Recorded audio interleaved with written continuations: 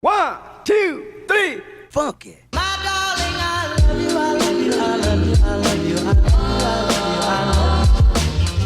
I love you, I love you. It literally shows how far off you are on the sound thing. I don't care. That's so good. 3, 2, 1.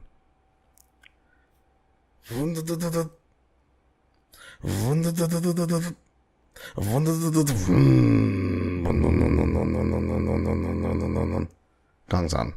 Yes, German. What did that sound like? That sounded like a car. It did sound like a car. It did. 5 points to Kangsan Group. Ladies and gentlemen, boys and girls, welcome back to another episode of Good Times with the Boys. And Kangsan, let me just preface this by saying, you know what? I say this all the time. And I mean it every time. Okay. Obviously. Because I am very gracious, very thankful for the people who come on and the people who make this production a possibility. But I'll tell you what, Kangsan, this is going to be a good one. This is a good one. Thank you. I'm very excited for this. Thank you. Again, ladies and gentlemen, boys and girls, welcome back to the 26th day of October. Kangsan and I have been developing a few things, and I think today we want to introduce something new. We want to introduce a new series called Look Back at It. Hey. You know what I'm saying? Shout out to Kangsan. The Look Back at It series. It's something that we do. We've lived several years now that we want to look back at a few things and share with you kind of our thoughts and then our principles when it comes to certain things, ideally movies, right? And Kangsan, of course, Look Back at It series pioneer or pilot movie had to be a movie that resonated to us, obviously, here at Good Times with the Boys. But without further ado, Kangsan, what is our first Look Back at It movie? The original The Fast and the Furious, circa 2001, a timeless classic for our generation. Timeless. And for those listeners who may not know, the Fast and the Furious movie franchise is something that is in line with the philosophy over here at Good Times with the Boys. Fact. We have watched, rewatched, quoted, and requoted many, many scenes of the film from 1 through 8. Fact. We know we deep dive into scenes, we memorize lines, especially German. We know the chronological order, character names. We pretty much can create like everybody's Tinder profile if we had to. Yeah. And we figured what better way to sit down, watch The Fast and the Furious, take some notes, and revisit it in only a way that we can. And as I'm hoping majority, if not all of you guys know, that the Fast and the Furious franchise isn't your typical type of movie franchise. Correct. Okay. It's not Back to the Future, which has 3 movies. It's not Guardians of the Galaxy right now, which has 2 movies. Mm-hmm. I think they might have 3. I don't know. It's not your regular run of the mill sequel trilogy, or even what the Star Wars is. Although we're very big fans of Star Wars here, I guess I don't know what you would call the final piece when it has 9 movies for Star Wars. I don't know. All I know is there is no end in sight. Exactly. Pretty much. I mean, guys, if we haven't articulated enough to you throughout the podcast that we've had, we're big Fast and the Furious fans, and this is just, again, it's a pinnacle in our life. We run our lives a lot like the movie runs itself. We do run our lives a quarter mile a lot of time. And I feel like it would be fitting for, especially Kangsan and I, to kind of just do a little bit of a somewhat of a deep dive into the first movie of one of the greatest franchises of all time. Yeah. They say all good things must come to an end, but they must have never seen any Fast and Furious movies. So for those who may not have seen the movie before, what the fuck have you been doing with your life? Mm-hmm. Go pause this and watch it. But if you have, please join us as we go down this journey, because it's literally fresh in our minds. We literally just watched it and we've took down a few notes, and I'm pretty excited. I feel like me and German, we watch movies a little bit differently. I think all the boys, we all look for different things. I look for just silly little things and how it can relate to present day life. And to start things off, the movie is from 2001. So everybody go back in time to your life in 2001, and that's pretty much sort of going to be the context for how we talk about things. Now, first things first. The they say hindsight's 2020. Being that it is almost 2020, when I look back at this movie and the premise begins with Toretto and the crew trying to steal Panasonic DVD players and TV DVD combos, I ask myself, like, yo, is it how expensive was it back then? Like, I feel like if you're gonna do some like heinously illegal stuff where you're putting your lives on the line for the reward of like high monetary value, I don't think a Panasonic DVD player is sort of like in the top 20 list of things you would want to steal. Exactly. It's not the first thing you think. I mean, so to be honest, the first thing I think is probably drugs. Yeah. Right? The trafficking of drugs. But no. Imagine like you're like, damn, I'm strapped with cash. I gotta do something. My life is in shambles, but I don't want to do drugs. But I kind of want to do something bad.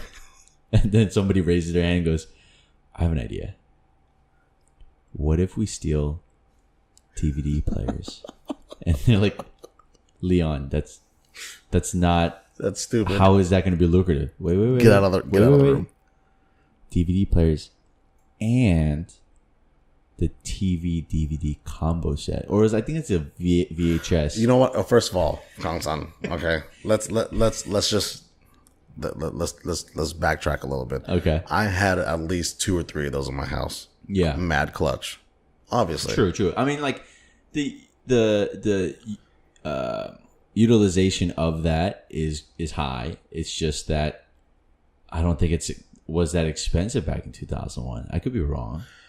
Actually no, I could see how it could be, because I mean, if you recall, like if were to take like 4K TV, not even, I'm sorry, HD TVs. Yeah. I remember when HD TVs used to cost like $7,000. Yeah. Right. 7,000, and now we have 4K TVs nowadays that are like $1,500. Like it's probably maybe like $600, $700. Exactly. Yeah, they're made by China or whatever. Yeah, DVD players would be a couple $100 back in the day if it was expensive, I think. Now put a DVD player in a TV at the same time. And now we're talking. And this is what these guys are selling, okay? And really quick, just for the sake of inflation, okay? I think in one of the scenes, they were talking about how much money like someone stole in quantifiably in the form of DVD player / TVs. It was like around $6 million, right? So to take account for inflation in 2001, $6 million in today's money, which I thought it would be more, is $8.5 million. So it's kind of like it's not even like a big jump from, if they said like, $6 million in 2001 today equates to $20 million, then I'd be like, holy shit, they had something going for them. But boatloads, or I guess truckloads of DVDs and DVD players / TVs was the thing to do back in the day, Kangsan. I don't know. I mean, I guess if like we were talking about earlier, just, if you want to do something semi-illegal but not completely illegal, then I guess you just settle somewhere in between, and in between is DVD players. In the very first scene, we get a glimpse of the, and Kangsan likes to think that a lot of the stuff is not real in Fast and the Furious, and rightfully so. Okay, there are a lot of things that they do on the Fast and the Furious that I do question myself. Mm-hmm. However, in the very, very first scene that we see, and not saying that I've tried this in the past before, but we see a smaller vehicle underpass a larger vehicle. Yeah. Okay. And again, as a frame of reference, it's a 90s Civic. It's a 90s EG Civic. It's a 2 doors, not the coupe. I'm sorry, it's the coupe. It's not the hatchback. Where the car goes under the underbed, I guess, of an 18-wheeler. Yeah, under the trailer. Under the trailer. In between the wheels. And I'm speaking for Kangsan and myself when I say every time we drive by an 18-wheeler, even today, we look at it and say, can I go under there? And the answer is no. Is a definite no. Is a definite no.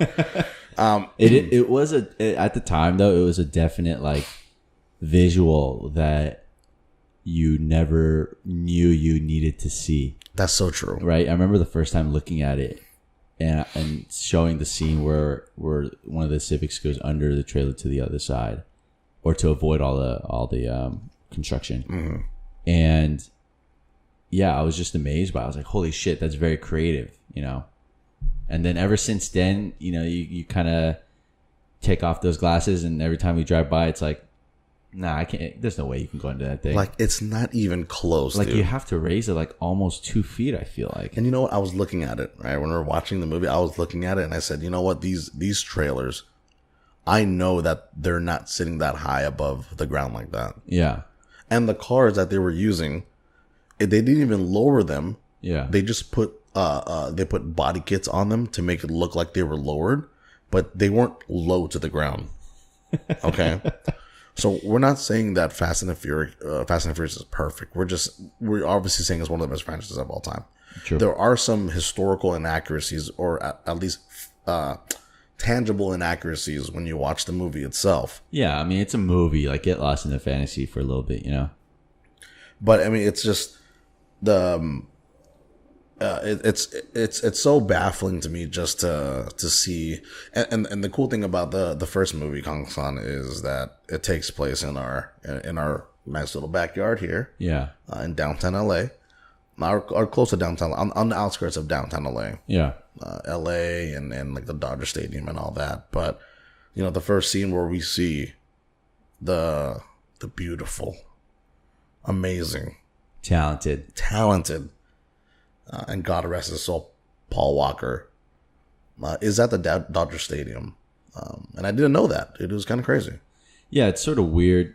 I don't truly understand the choice for why Dodger Stadium. I guess they really wanted to let the audience know it's definitely LA and nowhere else.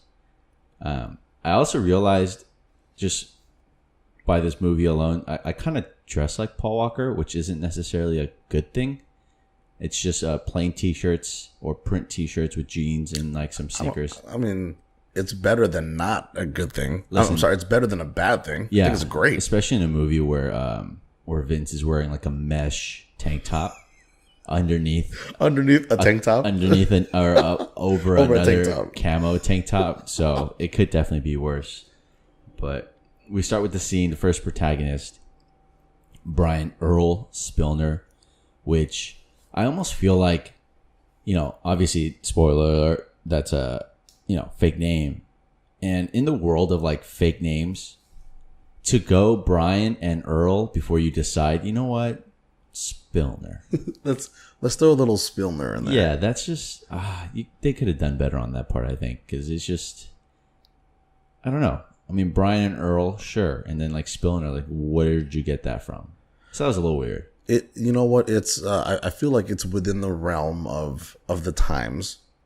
I mean, obviously you don't want to call him a John Smith or a John Doe or something. Or like, John Doe. Yeah, something too easy. But to be honest, if they removed the Earl and just called him Brian Spilner, I think that would have been perfect. Yeah. Brian Spilner. Yeah. Sounds like a serial killer name. Yeah, exactly. It Still would have been the same. It's perfect. Mm-hmm. At the same time, we are also introduced to the counterpart to one of the quintessential people on Fast and Furious in the form of a Dominic Toretto. Strong name.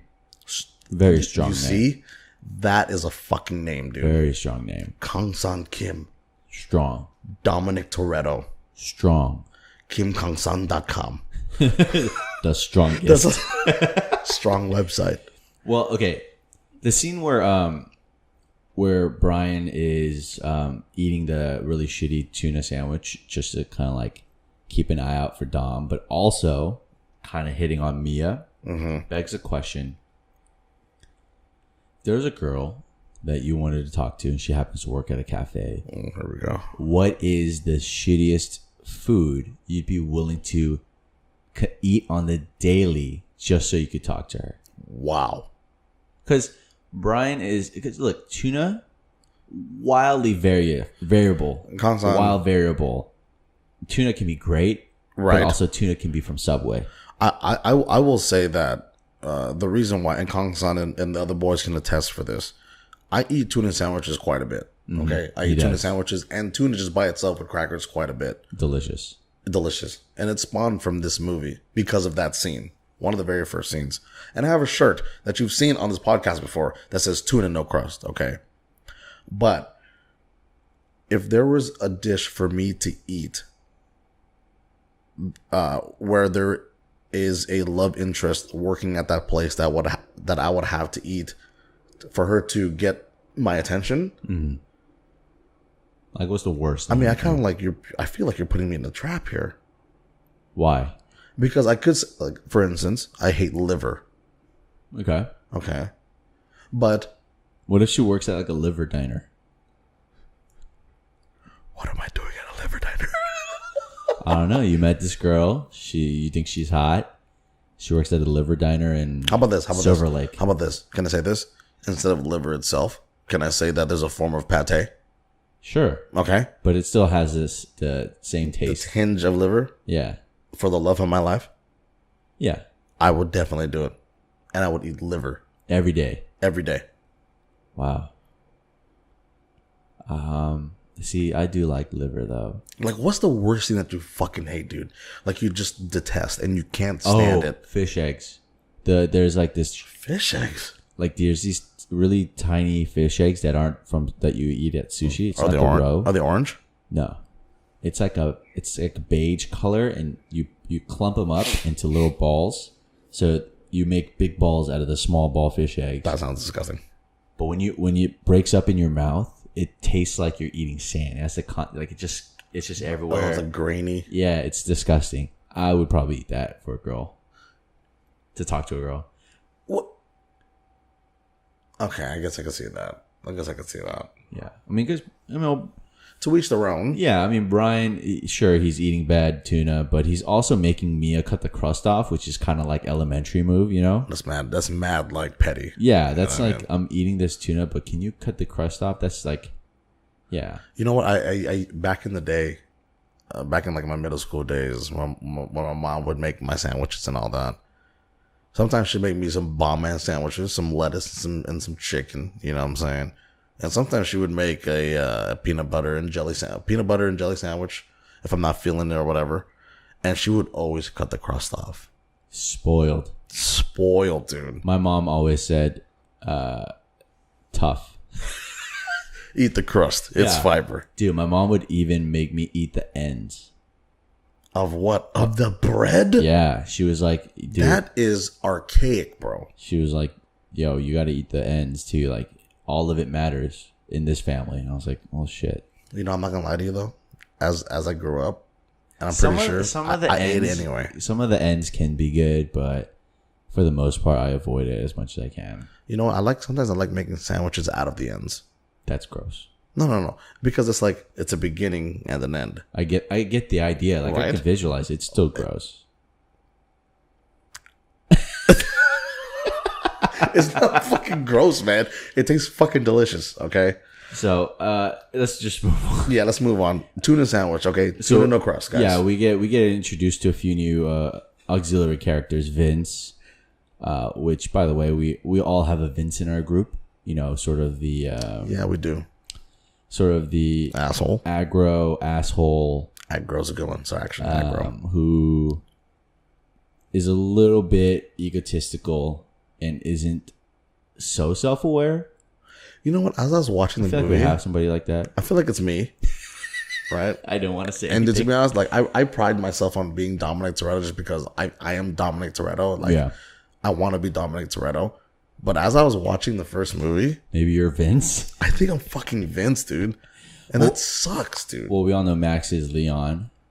Max is Letty. Max is Letty.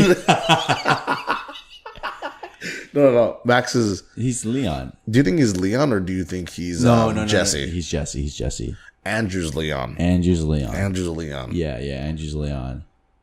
I'll be Mia. Richard is Hector. Richard is Hector. And speaking of which, okay, so that guy that plays Hector, I forget his name. I think his actual real name might be Hector, but from what I'm told, I've seen a lot of memes on 9gag or whatever, right?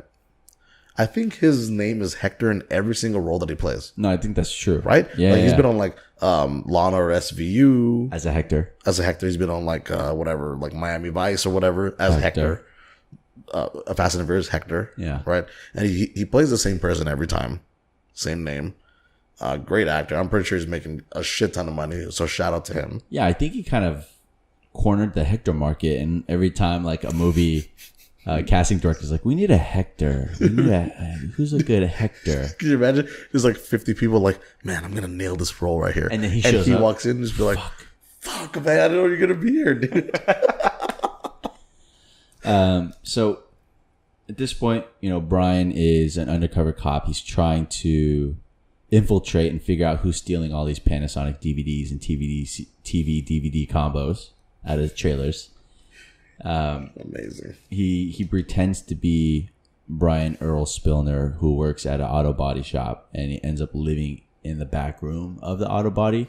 Yeah. Here, I presume that he's sleeping on a twin mattress, probably like the thin ones from like IKEA or something. Let's give him some credit. Let's say it's a full mattress. Okay, we'll say full, for the toesies. Yeah.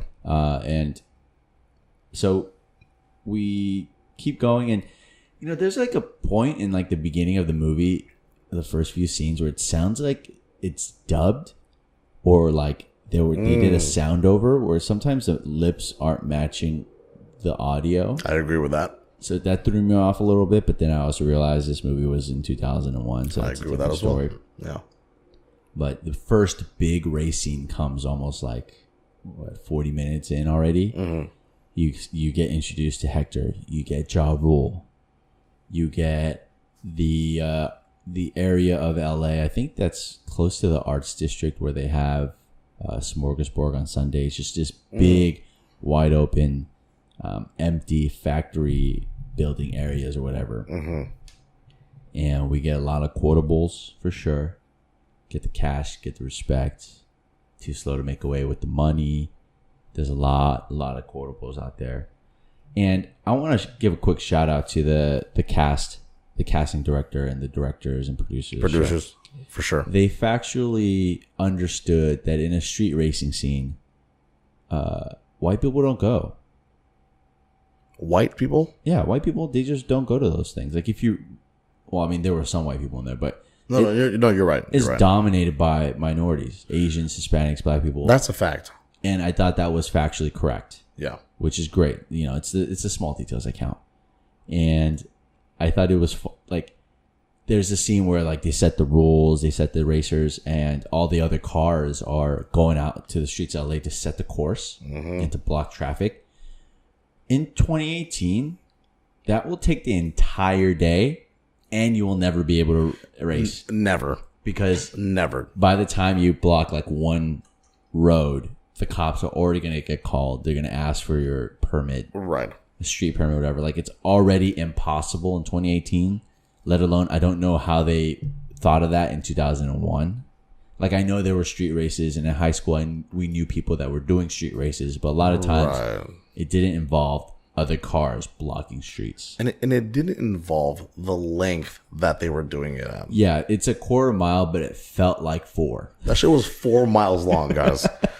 4 miles long, okay? And you know what? And this is one of the things, because I've gone to several car meets, well, not that far back, but recently, and maybe up to like maybe 2010 to 2012 or whatever. What I will say is like the car meet culture, the car meet culture, and the people that go are relatively the same. The people are relatively the same. Correct. So you'll get a lot of Asians, a lot of white people, a lot of, actually that's pretty much it, unless depending on what type of car meet you go to, right? My only gripe is, as we're watching Fast and the Furious, you're seeing all these scantily clad women. Okay. Never existed. And again, like I've said, I've been to several car meets, and that's not true. Okay. There is no such thing as like the whole import tuner. And dude, the people that listen to this podcast, that watch this podcast, you guys know, you guys are around our age. You know what I'm saying? I'm sure you guys remember that import tuner scene with the crazy rice rockets and all that stuff. Oh, yeah. And the women who are scantily clad posing over cars on a magazine, right? Import tuner or whatever it is, right? You guys remember that. And they show that as like, oh, this is like the life. This is the culture of it. No, it wasn't like that. Yeah, it's literally like 20 dudes. Exactly. 20 dudes. It's 20 dudes Yeah. and maybe 12 cars parked out of a fucking Walmart down the street saying, hey, bro, that's a nice car. Those are the car meets. And 3 of them are like the only ones that are not stock. Yeah, exactly. And it's like, it's not even like, now it's organized car meets depending on like the type of car that you want to go to. If it's a Mustang meet, if it's an Evo meet, a WRX meet, or whatever it is, or an import meet, okay, that's great. But now they have like these huge meets with like these exotic cars and all that stuff, which is fantastic. But I just want to let you guys know that the evolution of car meets as what's displayed on the first Fast and the Furious was never happened, and then all of a sudden just boomed into what we have as car meets today. Okay. Yeah. Because Kangsan, I swear to God, I wish I was part of those car meets. Okay. These 4-mile long people that just for some reason block off, and I think they were saying like Hawthorne Boulevard or something like that. They block off a street for miles on end, and all of a sudden there's no cars coming. I'm sorry, no cop cars or. Yeah, even if it's in the middle of the night, there's like gonna be at least like one car. Right. Going like, what the hell? And that one car is going to call the cops. Is going to call the cops. Or even like the neighboring areas to hear all the ruckus, the rambunctiousness, the lights. And they're going to be like, what the hell is this? What? No. So that was pretty funny.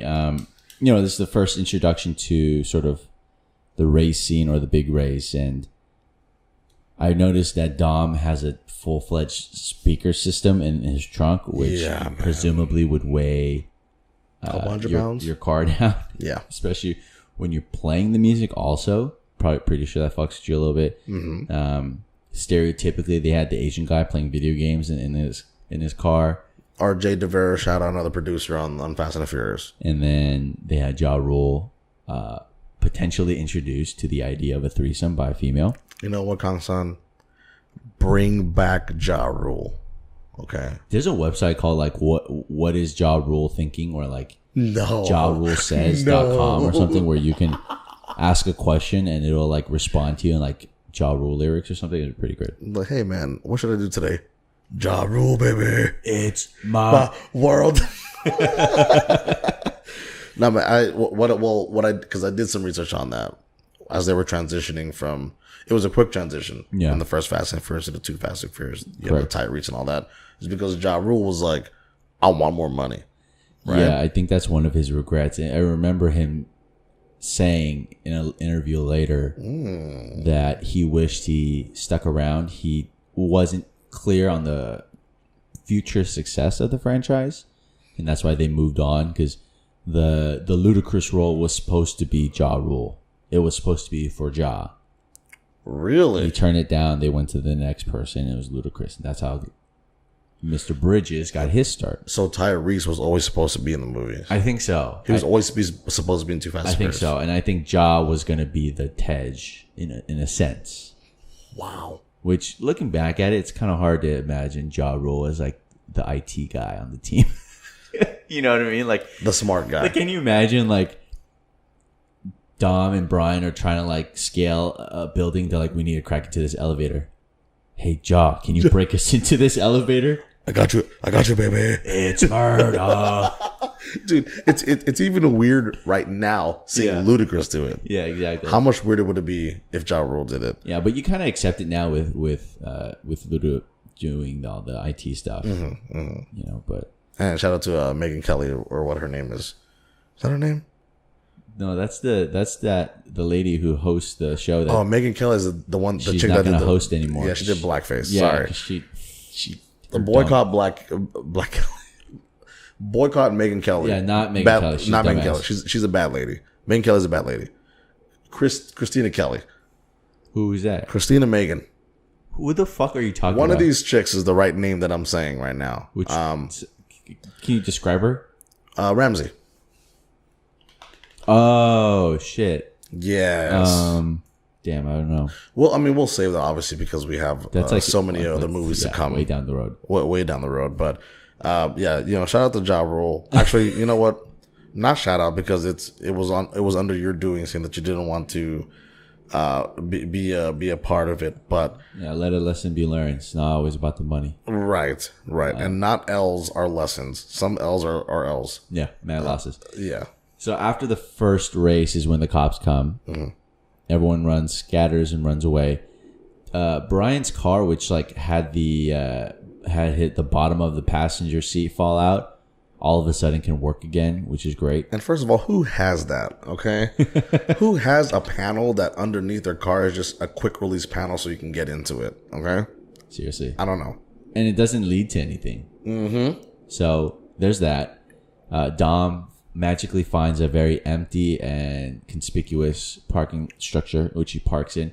And he could have just waited it out. No one was going to go up there. Right? But he decides to walk downstairs and hide. And one of the most recognizable bald heads in film today thinks that a brown leather jacket is enough. So obviously the cop catches him. Or a hat or something, man. Who saves him? Mr. Brian Earl Spilner.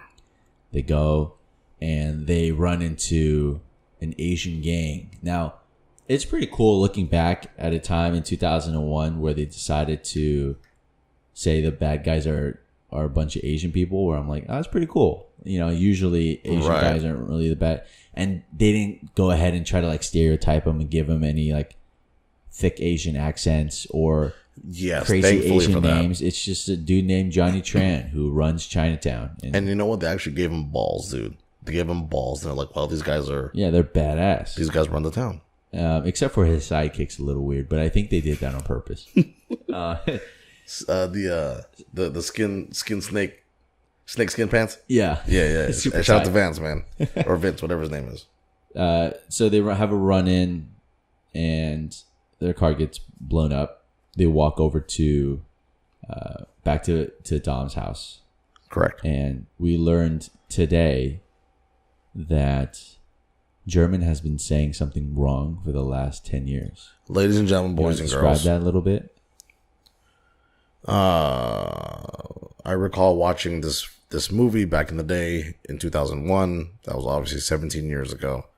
This movie has been a big part of not only my life, but Kangsan's life as well. Okay. And one of the sayings, and if people who know who I am as Kangsan does, I say a lot of sayings from certain things, and I say it a lot. I say things a lot, right?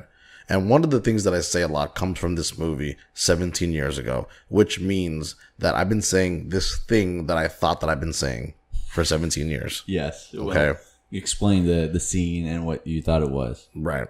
And so Dominic Toretto, we are in the Toretto household up in the hills of LA, and the Buster, as in Brian Earl Spilner, saves him, brings him back to the house. And there's an altercation that happens, whatever. And Dominic Toretto hands Brian Spilner a beer. Okay.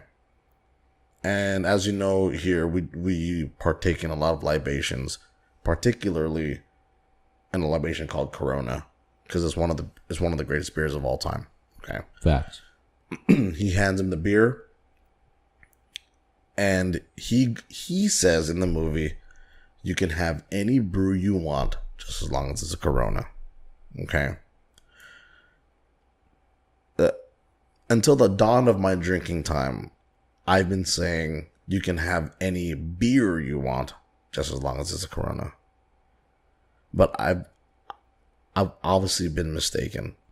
Listen, it's an innocent mistake. I'm not perfect, Kangsan. You're not perfect by any means, and nor do I mean any malice towards anybody. And brew and beer are very, very similar, so I don't think you have to worry about that.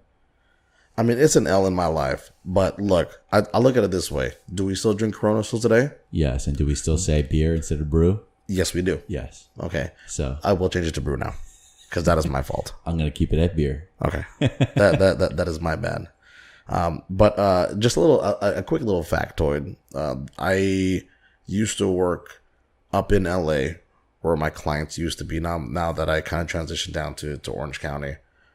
But I visited the house that was on that street, whatever that street that is, the Dominic Toretto house, and it's just adjacent to the actual cafe where Brian Earl Spilner ate that tuna sandwich, no crust. And it's a nice little triangle where in the triangle there's an island with like palm trees. On one side, if you guys are watching, is the actual street that leads into the house. And if you go down the triangle, or I guess roundabout, it goes to the cafe, which was closed at the time. But that's kind of cool. And it kind of just shows our dedication to the craft of Fast and Furious. Yeah. Okay. So this is where sort of everybody's worlds collide, and everybody is mingling with everybody. All the social circles are coming together. And let's fast forward a little bit, where we run into race wars. Now, race wars. Context, guys. In 2018, the term race wars, it means something completely different than in the movie. That's good. That's good. We're talking about cars. So, race Not wars. Not racist wars. Yeah, that's because, unfortunately, that's the political climate in today's day and age. That's what's happening.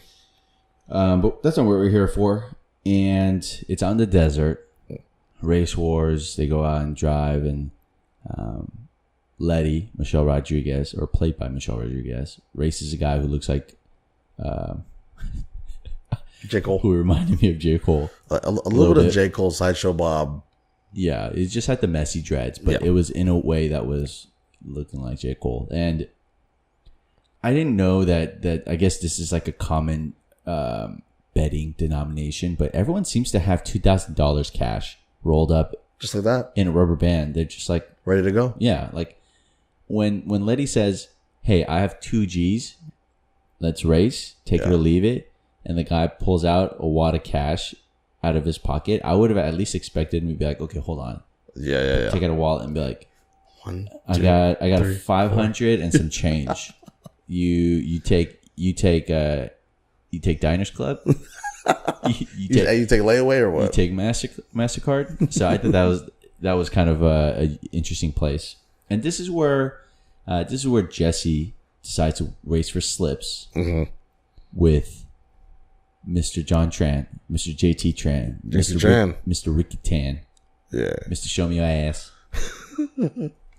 the main antagonist of the movie, and much to Brian's recommendation to not race, he decides to race and obviously loses.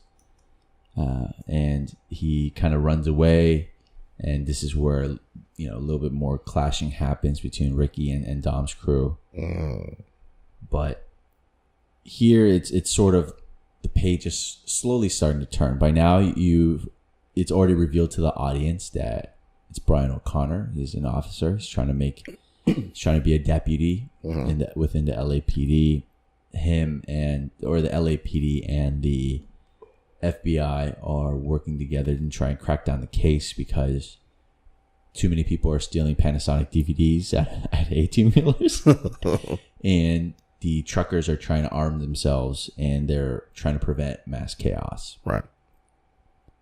So in this scene, Brian tries to find his love interest, Mia, who's also Dom's sister. Jordana Brewster. And he sees them quarreling, a sibling quarrel. outside the trailer and goes, and we finally reveal that Brian is a cop. Somehow convinces Mia Pigs. to help him. He's on a Nextel, I think, which brought back a lot of memories for sure. Nextel's correct. I really wanted one and was never able to get one. My dad had one. I wanted a two-way, dog. A two-way? Yeah. I did have a pager, and I remember when Oh, sorry, Kangsan.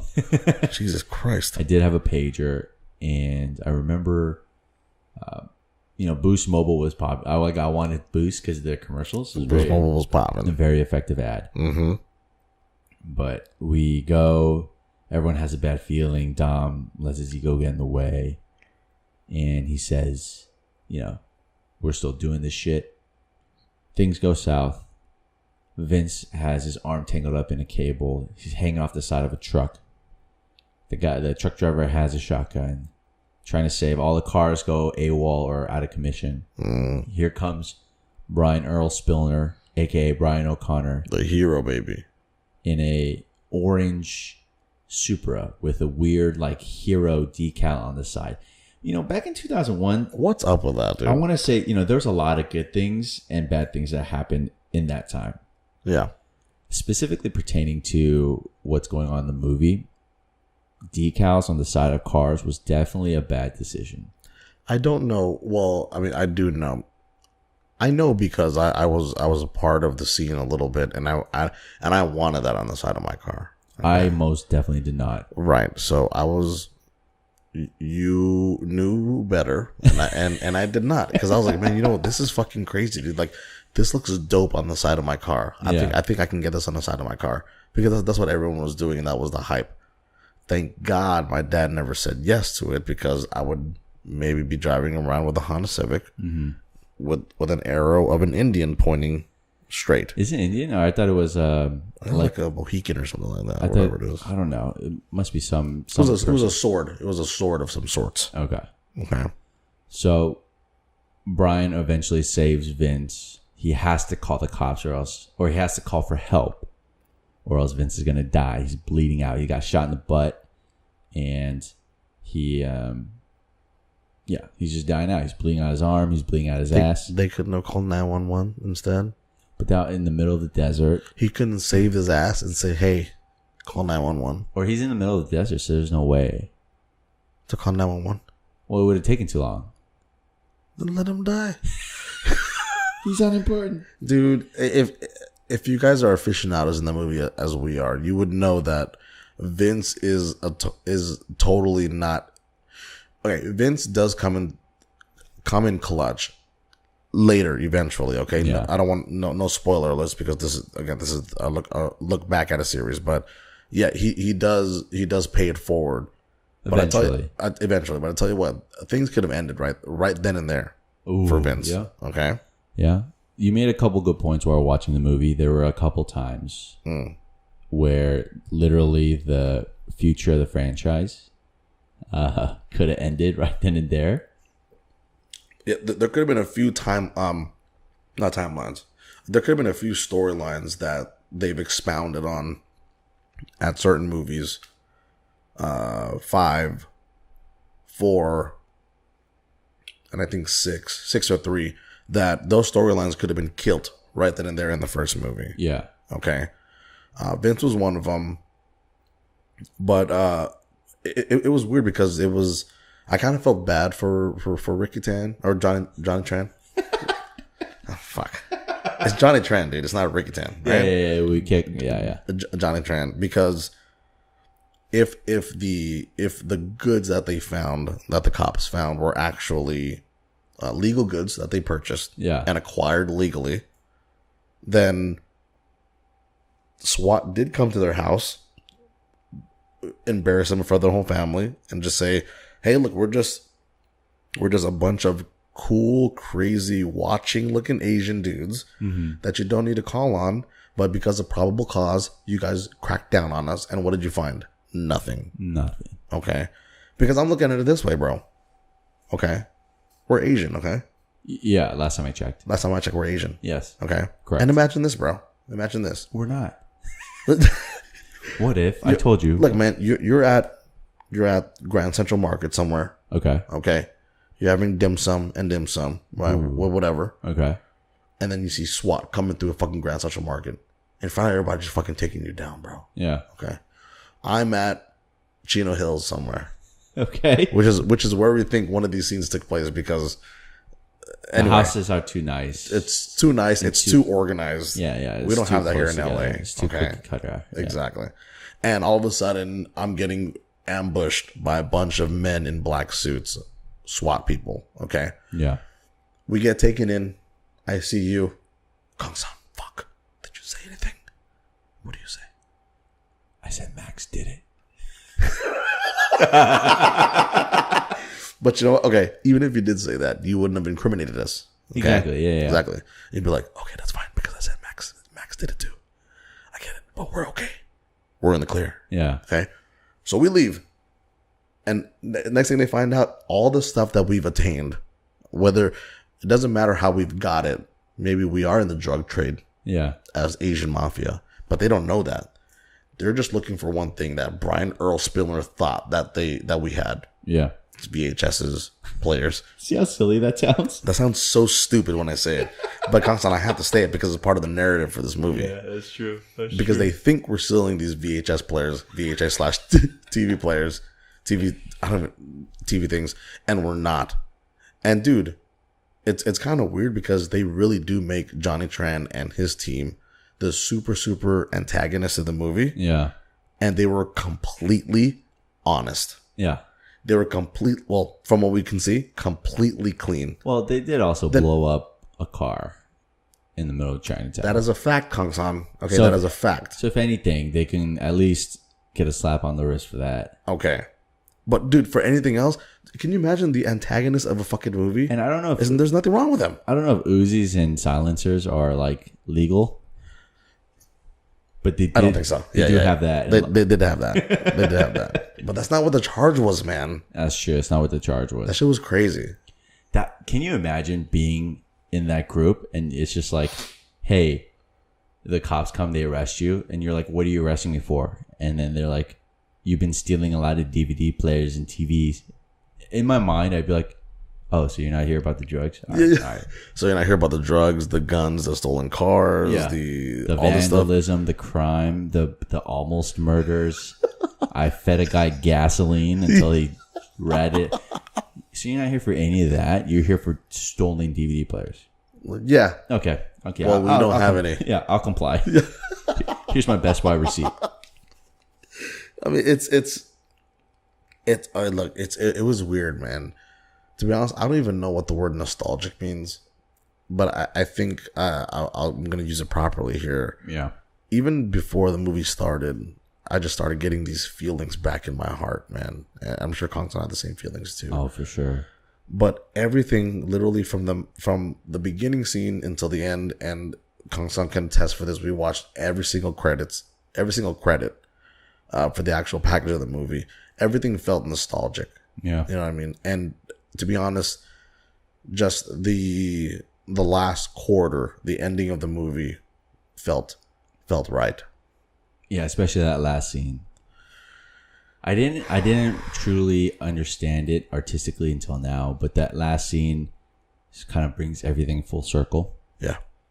You know, first scene of the movie is Brian O'Connor trying to figure out how to drive and sucking at it. And by the end, we see him gaining that skill and becoming a pro.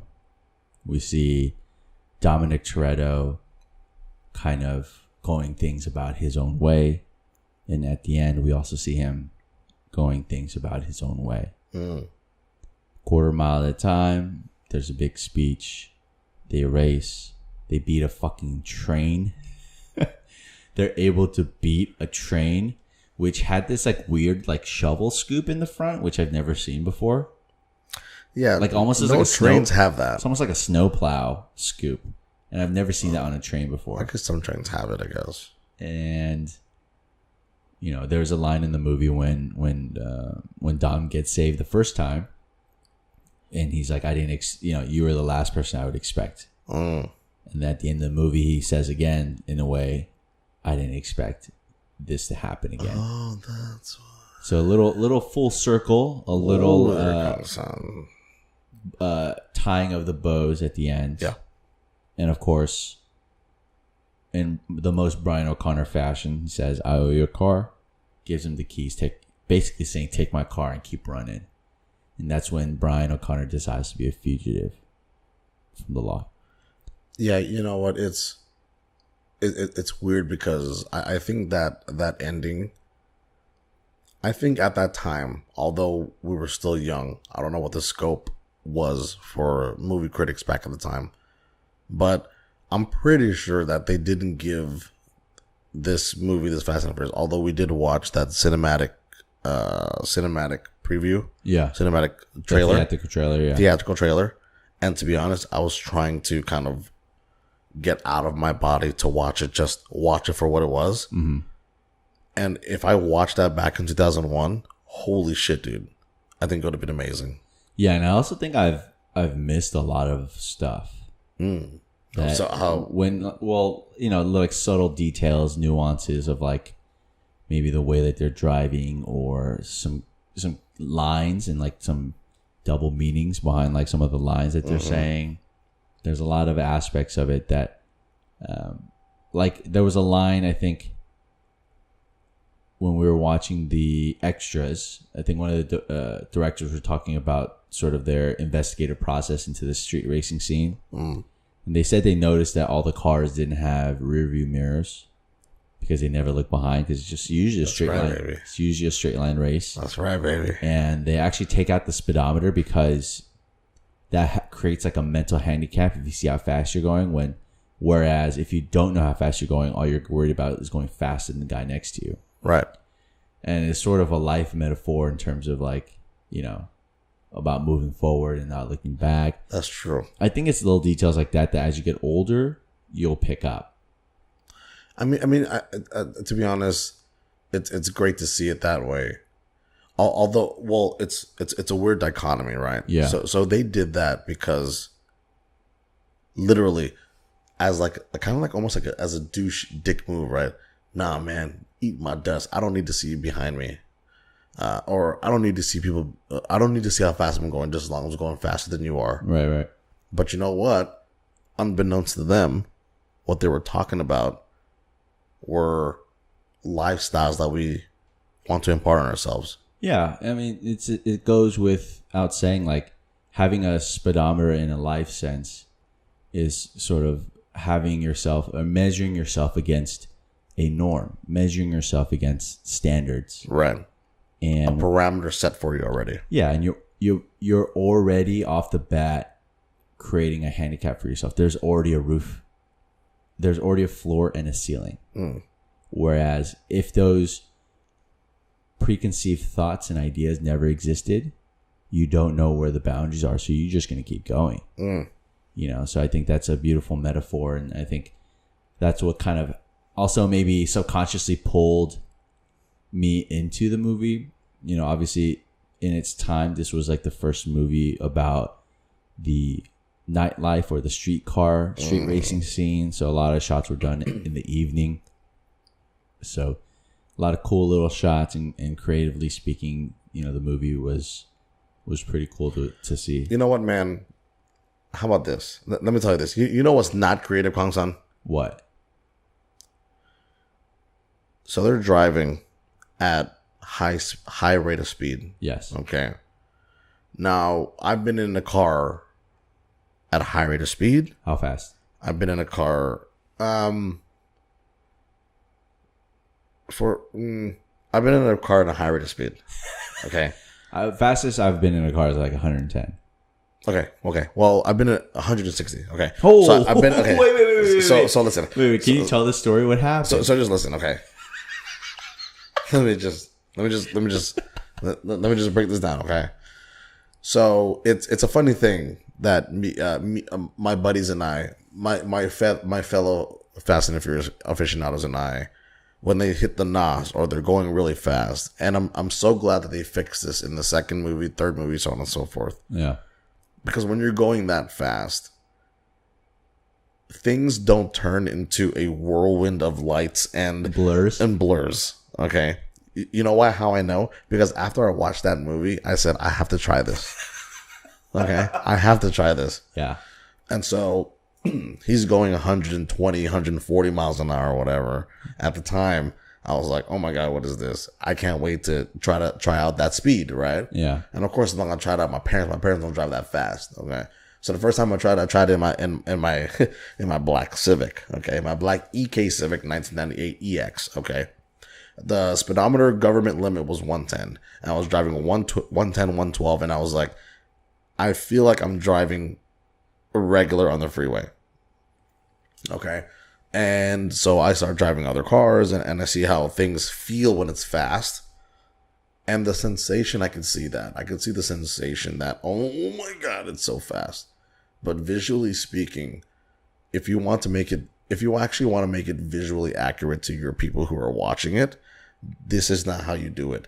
But I cannot say shit because this was 17 years ago. Okay. Exactly. Going 140 miles an hour does not look like you're going warp speed. Okay. When you're going 150 miles an hour, it just looks like everything's going by really fast. Well, it does feel like that if you're the passenger and you look out to the window and you, okay. Are under the influence of some type of substances or fluids. I could totally see that. You definitely get that warped feeling. So maybe that was that. I don't know. Perhaps. We could try it right now. Yeah. Oh, what? Just kidding. And just a quick little nugget for those that do not know about this. Go on YouTube and search Fast and the Furious 1.5. Oh my God. We'll talk about it later. Wow, dude. This is a small little nugget that maybe I don't think a lot of people know about. Shit. Okay. I watch it every once in a while. It's, I think, no more than 10 minutes. Yeah, it's 10 minutes, yeah. And it definitely helps answer some questions. So we'll leave that as a little cliffhanger. How about we do it for the prelude for Too Fast and Furious? Yeah, for sure. Okay. And let's end it on this note. Oh, boy. What did this first movie mean to you? Like, looking back at it and reflect, like, what did this... Essentially, like, this started our love for the franchise. So what does this first one mean? What does it represent? Kangsan, it's weird, Kangsan. It's weird because, all jokes aside, like the whole quarter mile at a time, literally, metaphorically, I do live at a quarter mile at a time because Fast and Furious has been part of our life for so long. Mm-hmm. Okay.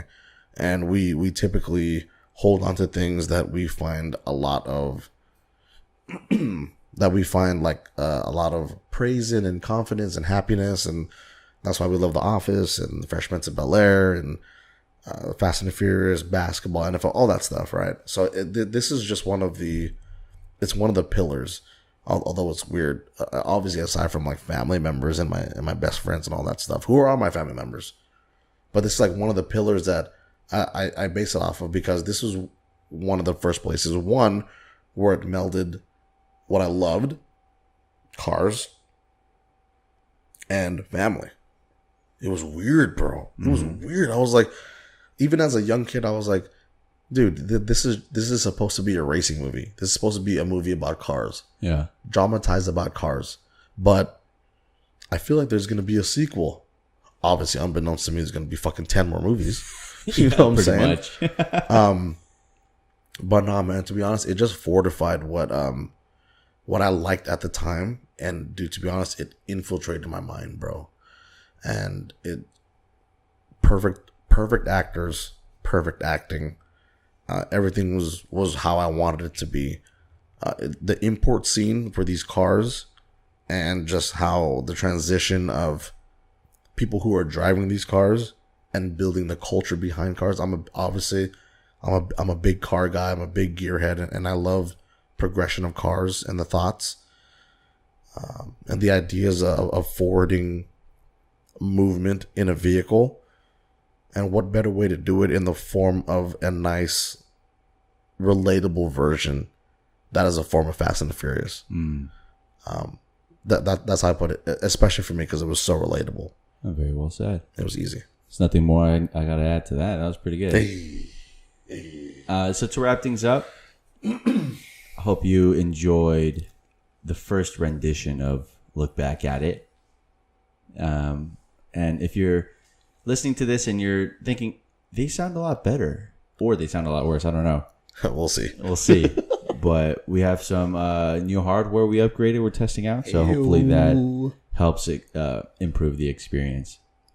For those who do not know, Daily Reminder or Podly Reminder, we're available on SoundCloud, Apple Podcasts, and Spotify. Our social media is at _GTWTB on Instagram and Twitter. Any questions, concerns, inquiries, suggestions, recommendations, whatever, send an email to andrew@gtwtb.com. And yeah, I mean, look, there's 8 movies. There's going to be a 9th and a spin-off for this, so you can expect a lot of this to come out in the future. It's just, it is what it is. Don't sound so sad, man. Well, I'm just being factual here. Straight up was like, look, man, there's like 8 movies, right? Listen, let me break this down. It would be nearly impossible to do more than 1 movie per podcast episode. So Fact. be on the lookout for those. If there's a movie you want us to do, a movie you want us to rewatch, To look back at it. Same thing. Hit up Andrew@gtwtv.com. I know German said this earlier. We're recording this on October 26th. Yeah. And we literally did the podcast and the movie, and this Dodger game is not over. It's the bottom of the... You're fucking kidding me right now. Bottom of the 15th. It's 2-2. Tie game 3 of the World Series as a frame of reference. So 0 outs.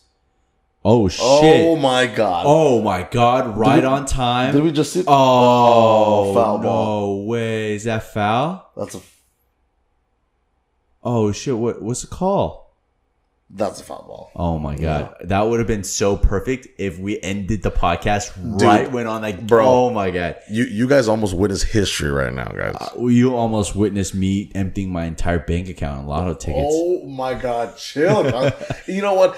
First of all, fuck you, Lotto. Fuck you, Lotto. That's all I gotta say on that. Okay. Obviously, if you and this is the chronological documentation of it. The pot was at $1.6 billion, and when we listen to this 20 years later, just know that around this time it was $1.6 billion for the Mega Millions. Okay, $700 million for the Powerball. That's fucking crazy. That's fucking stupid, and we spent so much money on it. That is so fucking crazy. You know what? Hey. If you're not going to spend money, you're not going to make any money. Yeah. Okay. So take me home, Kangsan. Thanks for listening. And until next time. Bye bye. I